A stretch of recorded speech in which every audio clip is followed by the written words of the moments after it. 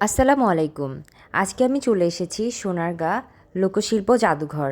তো এইখানে একটা মেলা হচ্ছিল, তো সেই মেলাটা আমি দেখার জন্য এসেছি। তো প্রথমে এই জায়গার বিষয়ে বলি।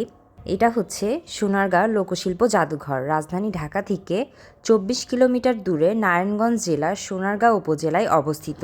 সুলতানি আমলে সোনারগাঁ ছিল বাংলাদেশের রাজধানী। আর এটা হচ্ছে একটা জমিদার বাড়ি, যেটা পরবর্তীতে জাদুঘরে রূপান্তরিত করা হয়। বাংলাদেশের লোকশিল্পের সংরক্ষণ, বিকাশ ও সর্বসাধারণের মধ্যে লোকশিল্পের গৌরবময় দিক তুলে ধরার জন্য এই মেলার আয়োজন করা হয়। আর এটাই হচ্ছে মূলত সেই জাদুঘর, কিন্তু এখন আপাতত বন্ধ, কারণ এখানে মেলা চলছে। এই জাদুঘরটার প্রতিষ্ঠাতা শিল্পাচার্য জয়নুল আবেদিন। আর এই জাদুঘরটা প্রতিষ্ঠিত হয়েছে 1975 সালে। আর এই জাদুঘরেই প্রতি বছর এই লোকশিল্প মেলাটা হয়। এই যে দেখতে পাচ্ছেন একটা লেক, এই লেকের উপর দিয়ে ব্রিজ করা। তো আমরা এই ব্রিজের উপর দিয়েই মেলার দিকে যাচ্ছি। লোকশিল্পের অনেক কিছু আর্ট করা ছিল, সেগুলো দেখলে অনেক কিছু বোঝা যায়। আর এখানে একটা ময়ূরের আকৃতির একটা স্টেজ ছিল, সেখানে অনেক হচ্ছে লোকজ গানগুলো হচ্ছিল। তো সেগুলো অনেক দর্শক এখানে বসে শুনছিল। আর এই মেলার ভেতরে অনেকগুলো স্টল হয়েছে, আর আমি প্রত্যেকটি স্টলই ঘুরে ঘুরে এখন আপনাদেরকে দেখাবো। তো ঢুকতেই প্রথমে একটা স্টল, এটা কোনো বিক্রির জন্য না, শুধু মানুষের নিদর্শনের জন্য এখানে রাখা হয়েছে। লোকশিল্পের অনেক ছবি রাখা হয়েছে, বাংলাদেশের বিভিন্ন অঞ্চলের বিভিন্ন রকম যে হচ্ছে হস্তশিল্পের যে জিনিসপাতিগুলো, সেইগুলোর ছবি এখানে টানানো আছে। তারপরে আমরা প্রথমে একটি স্টলে ঢুকলাম। এখানে ঢুকে দেখি অনেক সুন্দর সুন্দর কাপড়ের এরকম পেইন্ট করা ব্যাগগুলো পাওয়া যাচ্ছে। এগুলো ভার্সিটি ব্যাগ, সুন্দর। এগুলোর দাম চাচ্ছিল 300 থেকে 400 টাকা করে। এই মেলায় দেখতে পাবেন বাংলার লোকশিল্পের অনেক নিদর্শন এবং তৈজসপত্র এবং ব্যবহৃত জিনিসপত্র, যেসব বেশিরভাগই তৈরি কাঠ খোদাই করে, তারপরে মাটি, বেত, বাঁশ, এগুলো হাতেই তৈরি হয়। হস্তশিল্প কিন্তু দেখতে অনেক দৃষ্টিনন্দিত এবং সুন্দর। এই তো এখানে ছিল কাঠের তৈরি বডি মাসাজ করার একটা জিনিস। আর তারপরে তো অনেক কিছু ছিল, এখানে সুন্দর ঢোলগুলো ছিল। আর এই হ্যাঙ্গিং শোপিসগুলো ছিল 100 টাকা করে। আর এই সুন্দর সুন্দর কাঠের চুড়িগুলো ছিল 120 টাকা পিস, পার পিস 120 টাকা। তো আমার কাছে দামটা অনেক বেশি মনে হয়েছে। তো হচ্ছে এইগুলো ওই যে খোদাই করা কাঠের, খুবই সুন্দর লাগছিল এমনিতে, কিন্তু দাম বেশি মনে হচ্ছিল। আর এই তো এইগুলো হচ্ছে কাঠের মালার সেট। এগুলো হচ্ছে 2টা 3টা 150 টাকা করে এরকম করে সেল করছিল। তারপরে ছিল অনেক সুন্দর সুন্দর মিরর, যেগুলো কাঠের তৈরি, হাতেই তৈরি হয়তো বা তাদের। আর এখানে ছিল সুন্দর সুন্দর কাঠের রিং, আর হচ্ছে আরও অনেক সুন্দর সুন্দর ইউনিক ইউনিক জিনিস ছিল। এখানে হচ্ছে এই যে কাঠের হিজাব পিনগুলো ছিল। আর এই যে হচ্ছে এই চাবির রিংগুলো, এগুলো আমার কাছে বেশ সুন্দর আর ইউনিক লাগছে। কাঠের তৈরি, কাঠের উপর খোদাই করা অনেক রকমের রিং ছিল, যেগুলো দেখতে আমার কাছে খুবই সুন্দর লাগছিল। তারপরে এখানে আরও দেখলাম কাঠের কলম ছিল। তারপরে অনেক রকমের কাঠের তৈরি জিনিস ছিল, কাঠের এরকম সুন্দর সুন্দর শোপিস ছিল, মিরর ছিল অনেক রকমের, যেগুলো অনেক সুন্দর লাগবে ঘর সাজালে। তারপরে এখানে এই যে বেতের তৈরি রিক্সা ছিল, তারপরে পালকি ছিল, এগুলো অনেক সুন্দর ছিল দেখতে। তারপরে হচ্ছে এই তো মাটির যে ফলগুলো, এখানে 20 টাকা করে পিস চাচ্ছিল। আমি ছোটোবেলায় এগুলো 2 টাকা করে পিস কিনছি আমাদের পাবনার মেলা থেকে। আর এখানে সুন্দর সুন্দর কাঠের ক্লিপ, তারপরে হচ্ছে এই যে মাটির হচ্ছে মালার সেট, মালা দুলের সেট, এগুলো আমি ছোটোবেলায় পরছি। এখন আর আমাদের পাবনাতে এইসব জিনিসগুলো পাওয়া যায় না। এই যে এই পুতুলের সেটটা, এটা তো আমার ছোটোবেলার কথাই মনে করাই দিচ্ছিল। এরকম একটা পুতুলের সেট আমারও ছিল, কিন্তু এখন আসলে আমাদের পাবনার মেলায় এগুলো কোনো কিছুই দেখা যায় না। সেখান থেকে আমি দেখলাম যে পাবনার মেলার থেকে এখানে অনেক ইউনিক ইউনিক জিনিস আমি এখানে দেখতে পেলাম। লবণদানি কাঠের, এটা অনেক সুন্দর ছিল। আর এই তো এইরকম মাটির পুতুলও আমার ছিল। এই জিনিসগুলো দেখে আমার একদম ছোটোবেলার কথা মনে পড়ে যাচ্ছিল। আর ওইখানে ছিল সুন্দর সুন্দর কাঠের ছোট ছোট দুল, এগুলো অনেক সুন্দর ছিল।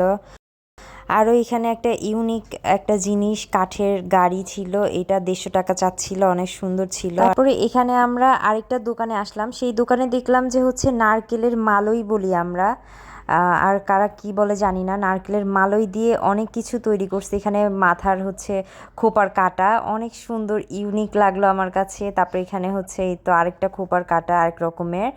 তারপরে এখানে হচ্ছে আবার সেই মালয়ের তৈরি হচ্ছে কাপ ছিল, এইগুলো দেখতে অনেক কিউট লাগতেছিল। আর এখানে আরেকটি স্টলে দেখলাম যে অনেক রকমের নকশি পিঠা তৈরি করছে, এগুলো সেল করতেছিল। তারপরে এখানে ঝালমুড়ি নিলাম, আমরা একটু ঝালমুড়ি খাইলাম। তারপরে এখানে আরেক জায়গায় আইসক্রিম বিক্রি করতেছিল। তারপরে এখানে একটা চাচা ফল নিয়ে বসছিল, আর ওইখানে একটা বাদামের মতো একটা ইউনিক একটা ফল দেখলাম। আর এখানে হচ্ছে এই যে বাচ্চাদের খেলার জন্য কিছু রাইড ছিল।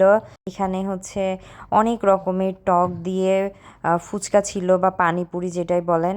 আর এই তো এই খাবারগুলো তো সচরাচর সব জায়গায় আমরা দেখতে পাই, মেলা বা ইসলামিক জালসা সব কিছুতেই এই খাবারগুলো, জিলাপি, তারপরে খুরমা, এরকম মিষ্টি আইটেমগুলো অনেক অনেক রকমের আইটেম পাওয়া যায়। তো এগুলো ওই মেলার ভেতরে ছিল। আর মেলাটা অনেক সুন্দরভাবে সুসজ্জিত, মানে একদম এক সাইড থেকে দেখা শুরু করলে স্টলগুলো দেখতে দেখতে একদম বের হয়ে যাওয়ার জায়গা চলে আসে। তারপরে এই তো এখানে হচ্ছে আমরা বায়োস্কোপ দেখলাম, আমরা দেখি নাই, সব বাচ্চারা দেখতেছিল, আমরা সেটা দাঁড়ায় দাঁড়ায় দেখছিলাম। এটাও অনেক হচ্ছে প্রাচীন একটা ঐতিহ্য বাংলাদেশের। তারপরে হচ্ছে এখানে অনেক সুন্দর সুন্দর থ্রি পিস ছিল। তারপরে এখানে বেশ কয়েকটা দোকানে দেখলাম শতরঞ্জি ফ্লোর ম্যাটগুলো সেল করছে, এগুলো 1500-1600 করে দাম চাচ্ছিল, হয়তো বা কমালে আরেকটু কম নিবে। তো এগুলো অনেক সুন্দর ছিল, এগুলো তাদের হচ্ছে নিজস্ব হাতে তৈরি। তারপরে এখানে হচ্ছে অনেক সুন্দর সুন্দর মেয়েদের হচ্ছে ড্রেস ছিল, ওয়ান পিস ছিল, তারপর থ্রি পিস ছিল। তারপরে শাড়ির কালেকশনও তো অনেক ছিল, শাড়ির দোকান ছিল অনেক কয়েকটা। এখানে হচ্ছে এগুলো মনে হয় 1200-1500 এরকম করে দাম দেওয়া ছিল, বার্গেনিং করলে তারা আরও কমাবে। আর এখানে এই যে বাচ্চাদের একদম ছোট বাচ্চাদের অনেক সুন্দর সুন্দর ফতুয়ার সেট ছিল। আমার ছেলের গায়ে এগুলো হবে না, ওর ছোট হবে, কিন্তু অনেক সুন্দর ছিল। তারপরে এখানে মেয়েদের অনেক সুন্দর হিজাবগুলো ছিল, এগুলো সব হচ্ছে তাঁতের তৈরি, হয়তো বা আবার তাঁতের এই যে থ্রি পিসও ছিল অনেক। তারপরে এই যে অনেক রকমের কাপড়ের দোকান, আমরা ঘুরতে ঘুরতে একটা দোকান আমার চোখে পড়লো, সেখানে হচ্ছে একটা লোক নিজেই বসে বসে হচ্ছে জামদানি শাড়ির কাজ করছিল। আর এই যে এখানে সুন্দর অনেক একদম পিওর জামদানিগুলো সেল করছিল। তো আমি এটার দাম জিজ্ঞাসা করলাম, এই পিঙ্ক কালারটার, এটার দাম চাইলো 9000 প্লাস, 9000-এরও বেশি দাম হবে। তো দাম শুনে তো আমার কাম সারা। তো যাই হোক, আমি দেখছিলাম অনেক সুন্দর সুন্দর শাড়ি ছিল, আর দেখলেই মনে হচ্ছিল যে এটাই নিয়ে নেই। তারপরে এখানে আরও কিছু কিছু ওয়াল হ্যাঙ্গিং ছিল, যেগুলো অনেক সুন্দর লাগছিল, এগুলো মাত্র 60 টাকা করে পিস চাচ্ছিল। তারপরে এখানে আরও ছিল সুন্দর সুন্দর মৃৎশিল্পের অনেক রকমের শোপিস। তো হচ্ছে এগুলো ওইখানেই ওনারা ওই যে মাটি দিয়ে তৈরি করে রাখছে, এগুলো আবার একটু শুকাইলে রং করে দিবে। তো এগুলো অনেক সুন্দর ছিল। আর এখানে আমি দেখলাম হাতের কাজের হচ্ছে হাত পাখাগুলো, এগুলো অনেক সুন্দর। এগুলো তো বাংলাদেশের অনেক আগের যেসব ঐতিহ্য সেইগুলো, এগুলো গ্রামে এখনও অনেকেই ব্যবহার করে, কিন্তু এগুলো এখন প্রায় দেখাই যায় না, এই মেলাতে আমি দেখলাম। তারপরে আরেকটা দোকানে দেখলাম কাঠের তৈরি অনেক সুন্দর সুন্দর চামচ ছিল, ছোট ছোট কাটা চামচ, তারপরে এমনি প্লেন চামচও ছিল, কিন্তু অনেক সুন্দর খোদাই করে কাজ করা। এই যে ইনি নিজে বসে বসে এখানে এইগুলো বানাচ্ছিল কাঠ দিয়ে। আরও অনেক কিছুই ছিল কাঠের তৈরি, কিন্তু এই ছোট চামচগুলোই আমার একদম নজর কাটছে, আমার কাছে অনেক ভালো লাগছে। তারপর এখান থেকে আরেকটি স্টলে দেখি যে এখানে শীতল পাটি বুনতেছে। তো হচ্ছে দুইজন লোক বসে বসে এখানে শীতল পাটির কাজ করতেছে, এটা দেখতেও অনেক ভালো লাগলো। আর এখানে আরেকটি স্টল ছিল, অনেক জামদানি শাড়ি ছিল, আর হচ্ছে উলের তৈরি মাফলার ছিল। তো এই মাফলারগুলো 200 টাকা করে প্রতি পিস। তো হচ্ছে এটা আমার কাছে ভালো লাগতেছিল। তারপরে এখানে হচ্ছে এগুলো সবই কাঠের তৈরি। তারপরে এখানে বাঁশ দিয়ে তৈরি কিছু পেন্ট করা শোপিস ছিল, এগুলো দেখতে অনেক ইউনিক লাগছিল। এই হাড়ির যেই হ্যাঙ্গিং এই শোপিসগুলো ছিল, এগুলো 100 টাকা করে চাচ্ছিল। আর এই যে ছোট্ট ছোট্ট এই হাড়িগুলো 20 টাকা প্রতি। আর এখানে একটা দোকানে হচ্ছে পিতল, তামা, এগুলো সব জিনিস ছিল। তো হচ্ছে আমি জিজ্ঞাসা করলাম এগুলো কিসের, তো বললো যে পিতলের। এই যে পিতলের দুল, এটা 350 টাকা জোড়া ছিল। আরও এই হচ্ছে ব্রেসলেটটা, এটা ছিল 400 টাকা। আরও অনেক অনেক অর্নামেন্টস ছিল পিতলের তৈরি। তো এই তো এর সাথে শেষ হয়ে গেল আজকে আমার সম্পূর্ণ মেলা ঘুরে দেখা। তো এটাই ছিল আজকে ছোট্ট একটা ব্লগ ভিডিও, আশা করি সবার ভালো লাগবে। আজকে এই পর্যন্তই, আল্লাহ হাফেজ।